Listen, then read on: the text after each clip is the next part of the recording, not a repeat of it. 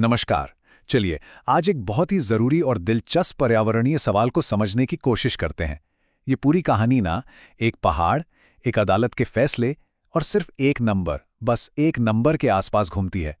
तो आइए इस 100 मीटर के सवाल की परतों को खोलते हैं और देखते हैं कि इसके पीछे असल में छिपा क्या है।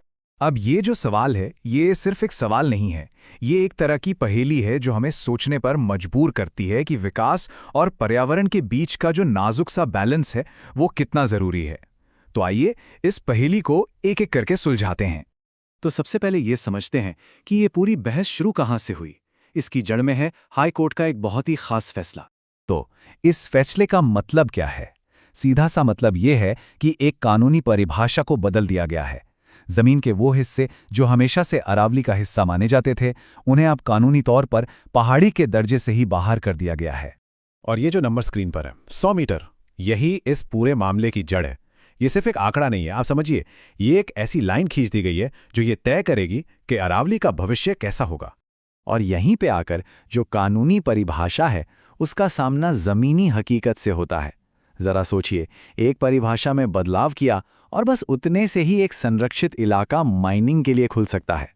मतलब एक छोटा सा बदलाव ज़मीन पर कितना बड़ा असर डाल सकता है।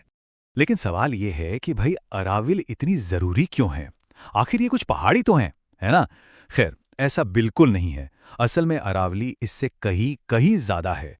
अरावली की असली कीमत यहाँ पता चलती है। ये सिर्फ एक माउंटेन रेंज नहीं है, ये तो नॉर्थ इंडिया की लाइफलाइन है। ये थार के रेगिस्तान को हमारे शहरों तक आने से रोकती है। ये उस पानी को रिचार्ज करती है जो हम पीते हैं, और न जाने कितने ही जानवरों और पेड़ पौधों का घर है। एक तरह से ये हमारी एक नेचुरल ढाल है जो हमें बचाती है। तो अब हम आते हैं इस कहानी के असली टकराव पर। एक तरफ है कानून की बनाई परिभाषा और दूसरी तरफ है कुदरत की अपनी हकीकत। ये दो हकीकतों की कहानी है। देखिए, कानून 100 मीटर पर एक लाइन खींच देता है, लेकिन कुदरत तो कोई लाइन नहीं मानती, है ना? उसके लिए तो एक छोटी पहाड़ी और एक बड़ी पहाड़ी, दोनों एक ही सिस्टम का हिस्सा हैं।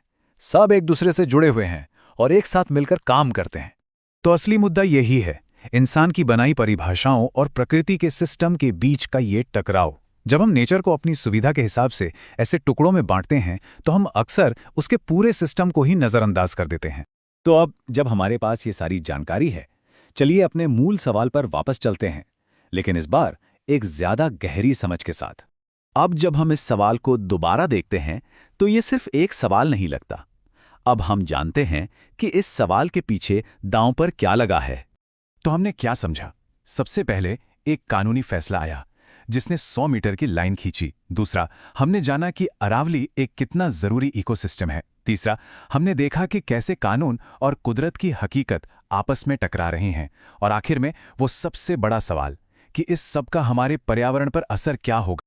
और मैं बस इसी एक सवाल के साथ आपको छोड़कर जा रहा हूं, क्या सिर्फ किसी चीज का नाम बदल देने से या उसे फिर से डिफाइन कर देने से उसकी असलियत भी बदल जाती है? इस पर सोचिएगा जरूर।